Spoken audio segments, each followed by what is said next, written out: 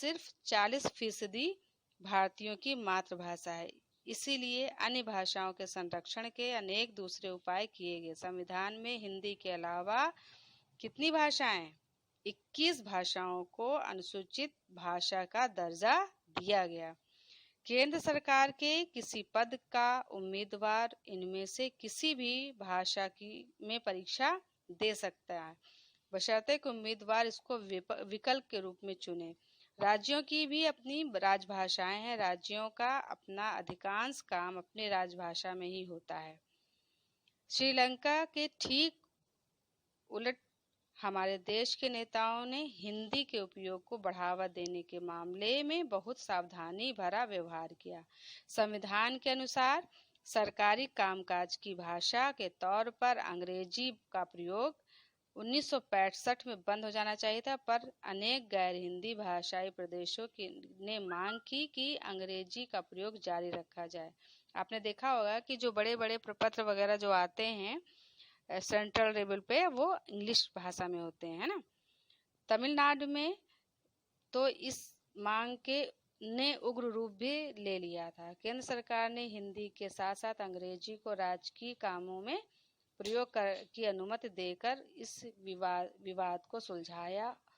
अनेक लोगों का मानना था कि इस समाधान से अंग्रेजी भाषा अभिजन को लाभ पहुंचाएगा। राजभाषा के रूप में हिंदी को बढ़ावा देने की भारत सरकार की नीति बनी हुई थी, पर बढ़ावा देने का मतलब यह नहीं कि केंद्र सरकार उन राज्यों पर हिंदी को थोप सके जहां लोग कोई और भाषा बोलते हैं। भारतीय राजनेताओं ने इस मामले को में भी लचीला रुख अपनाया। उसी से हम श्रीलंका जैसी स्थिति में पहुंचने से बच गए। यानी कि जबरदस्ती नहीं कि अगर हिंदी में कामकाज हो रहा है तो अन्य भाषा जहाँ पे हिंदी नहीं बोली जाती है जिस राज्य में, वहाँ हिंदी थोपी जाए, है ना। वहाँ जिस राज्य में जो भी भाषा बोली जा रही है उसका वो विशेष दर्जा दिया गया। केंद्र राज्य के संबंधों में लगातार बदलाव आए। बदलाव का एक उदाहरण यह भी बताता है कि व्यवहार में संघवाद किस तरह मजबूत हुआ। सत्ता की साझेदारी की संवैधानिक व्यवस्था वास्तविकता में कैसा रूप लेगी, यह ज्यादातर इस बात पर निर्भर करता है कि शासक दल और नेता किस तरह इस व्यवस्था का अनुसरण करते हैं। काफी समय तक हमारे यहाँ एक ही पार्टी का केंद्र और अधिकांश राज्यों में शासन रहा। इसका व्यवहारिक मतलब यह हुआ कि राज्यों ने स्वायत्त संघीय इकाई के रूप में अपने अधिकारों का प्रयोग नहीं किया। जब केंद्र और राज्य में अलग अलग दलों की सरकारें रहीं तो केंद्र सरकार ने राज्यों के अधिकारों की अनदेखी करने की कोशिश की। उन दिनों केंद्र सरकार अक्सर संवैधानिक प्रावधानों का दुरुपयोग करके विपक्षी दलों की राज्य सरकारों को भंग कर देती थी। यह संघवाद की भावना के कैसा काम था? प्रतिकूल काम था। 1990 के बाद से यह स्थिति काफी बदल गई। इस अवधि में देश के अनेक राज्यों में क्षेत्रीय दलों का उदय हुआ। यही दौर केंद्र में कौन सी सरकार की शुरुआत हुई? गठबंधन सरकार की।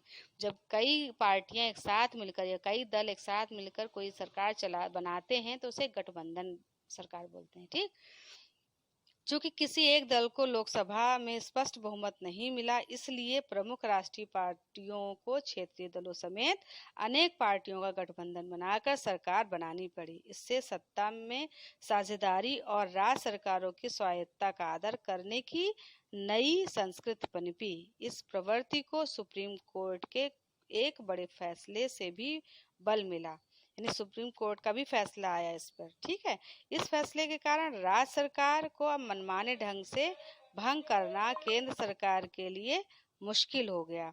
इस प्रकार आज संघीय व्यवस्था के तहत सत्ता की साझेदारी संविधान लागू होने के तत्काल बाद वाले दौर की तुलना ज्यादा प्रभावी हुई है। अच्छा, अब ये तो पता है ना भारत की भाषाई विविधता, भारत में कितनी भाषाएं हैं? इसका जवाब इस बात पर निर्भर करता है कि आप भाषाओं की गिनती किस तरह करते हैं। ठीक है, नवीनतम सूचना 2001 की जनगणना के आंकड़ों से हासिल हुआ कि जनगणना के लोगों ने 1500 से ज्यादा अलग अलग भाषाओं को अपनी मातृभाषा के रूप में दर्ज कराया। इन भाषाओं को कुछ प्रमुख भाषाओं के साथ समूहबद्ध कर दिया गया, जैसे भोजपुरी, मगही, बुंदेलखंडी, छत्तीसगढ़, राजस्थानी, भीली और ऐसी दूसरी भाषाओं को हिंदी के अंतर्गत जोड़ दिया गया है ना। ऐसी समूहबद्ध बद्धता के बाद भी जनगणना में 114 प्रमुख भाषाएं पाई गई, जिनमें से 22 भाषाओं को भारतीय संविधान की 8वीं अनुसूची में रखा गया। आप इस प्रश्न को नोट करिएगा इस चैप्टर के अकॉर्डिंग कि भारत में कितनी प्रकार की भाषाएं बोली जाती है तथा ये किस अनुसूची में रखा गया।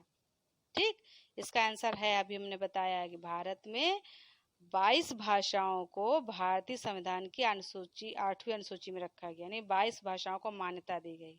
ठीक है,